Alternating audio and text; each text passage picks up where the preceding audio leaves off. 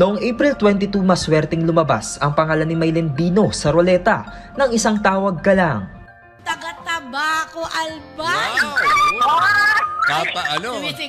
Anong pinagkakakitaan mo rin na para makatulong ka sa mister mo, Maylene? Nagtitinda lang po ng mangga, saka singkamas po. Anong gusto mong i-request sa tatay? Ano po, tay? Kunting paninda, sari-sari store po. May maliit ng tindahan si Maylene sa kanilang bahay, pero madalas na kinukulang sa pinansyal, kaya madalas din na hindi ito nadadagdagan ng laman. Hello po, Tatay Rani. Ito po pala yung aking paninda at munting bahay po namin. Pasok po tayo. Ito po yung mga laman ng paninda ko po, Tatay Rani. Maliit man po tayo, pero may bumibili rin po paunti-unti. Ito rin po kami kumukuha ng pang araw-araw po. Ipinakita rin sa atin ni Maylene ang sitwasyon ng kanilang buhay sa Tabaco, Albay. Dito rin po kami nagluluto. Dito po kami nagluluto tayo. At ito rin po ang ginagamit namin pang gatong. Ito rin po yung aming loob ng bahay. Tumutulo na rin po yan pag umuulan.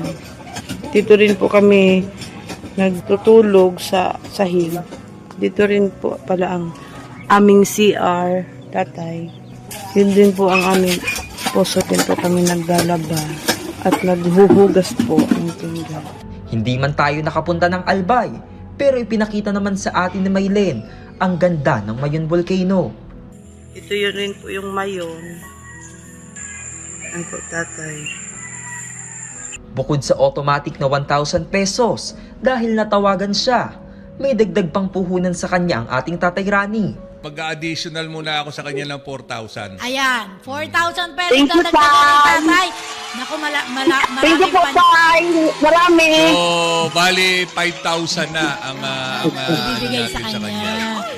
Naipadala natin ang total of 5,000 pesos na kanyang ginamit para magkaroon ng laman ang tindahan.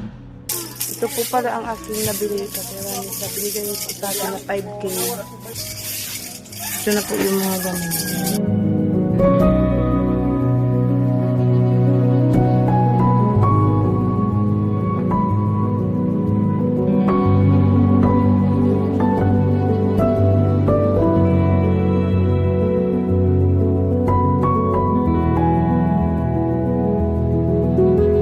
Ito po yung uling.